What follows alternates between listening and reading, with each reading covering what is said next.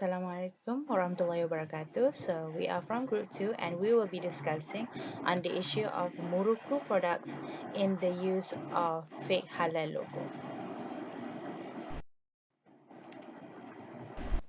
Muruku is a savory, crunchy snack originating from an Indian subcontinent, which is really popular in Malaysia. Unfortunately, on July 2nd, 2020, it was reported that a premise processing Muruku in Kajang was raided after it was detected using an illegal halal logo on their packaging of their snacks. And indeed, the premise was not a valid Malaysian halal certificate holder. And this is especially a problem for us Muslims because halal logo is something that we would search for it.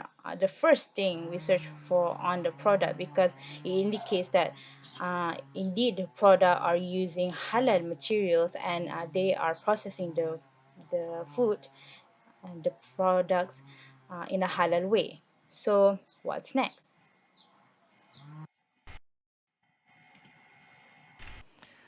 Okay, Assalamualaikum and hi.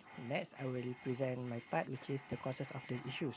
So, why the manufacturer is captured? Because the manufacturers use Islamic name on the brand of Muruku.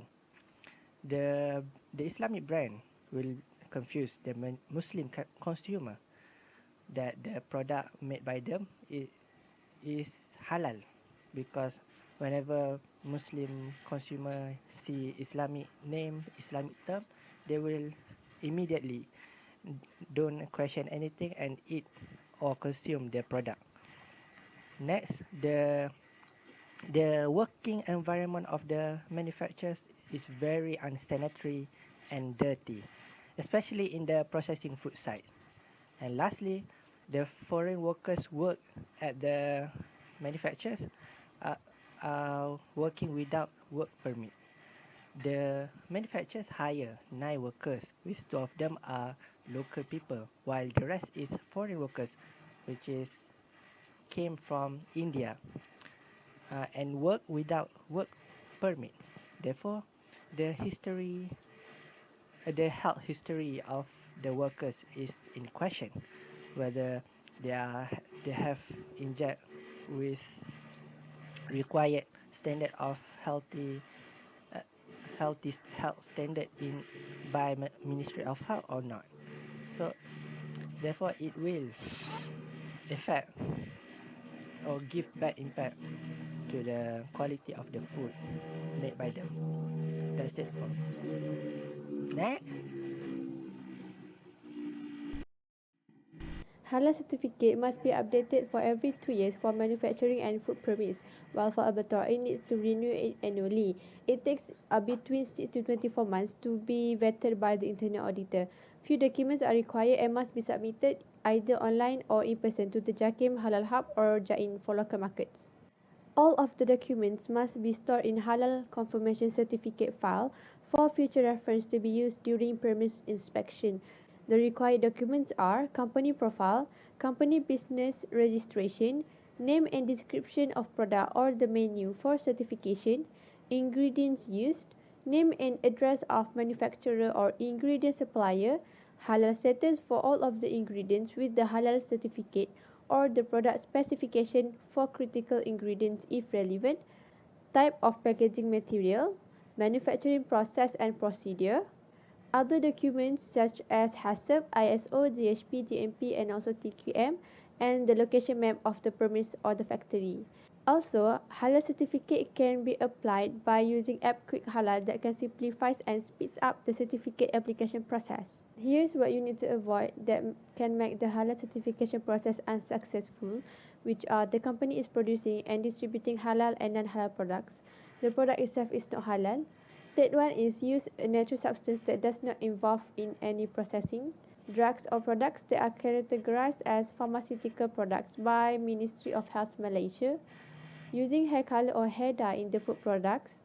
The processed products were manufactured in overseas. Products are labeled with names synonymous to confusing terminologies such as bakuteh and so on, and using of fertilizers and animal feed.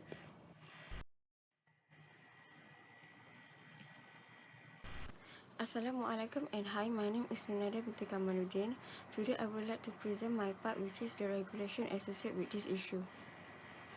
First, Jakim and Main in the respective state are appointed to certify that any food, goods or related service is halal in accordance under Article 41 of the Trade Description, Certification and Halal Marking Order of the Trade Description Act 2011.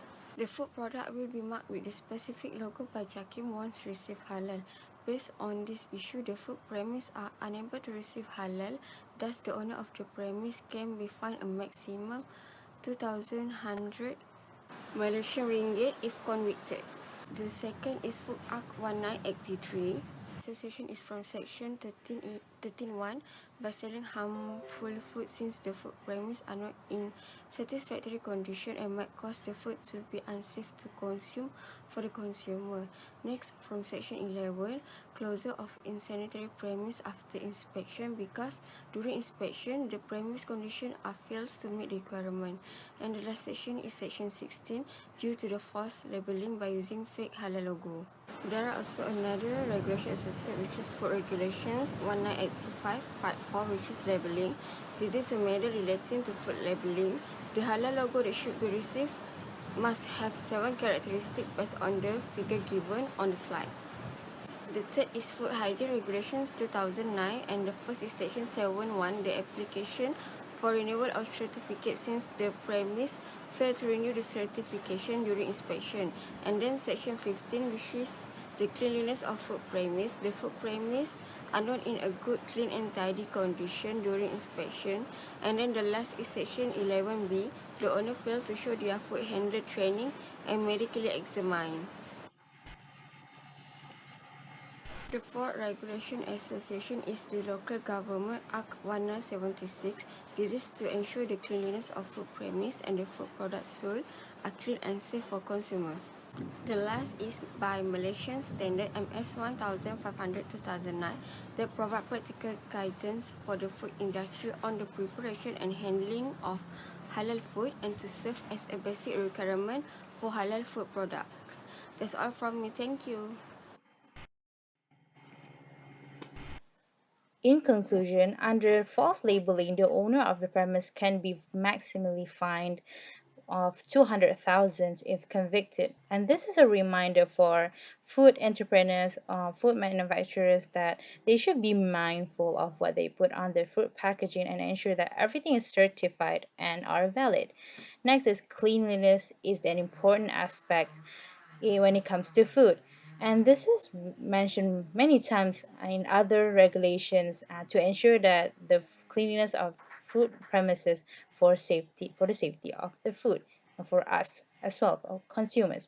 And halal logo is not just it's a logo that emphasizes on the use of halal materials and the methods, but also take into account of the cleanliness, purity, health, and quality of the food that meets halal as a part of concept halal and toiban, which not just benefit us Muslims, but for other buyers that are not Muslim as well.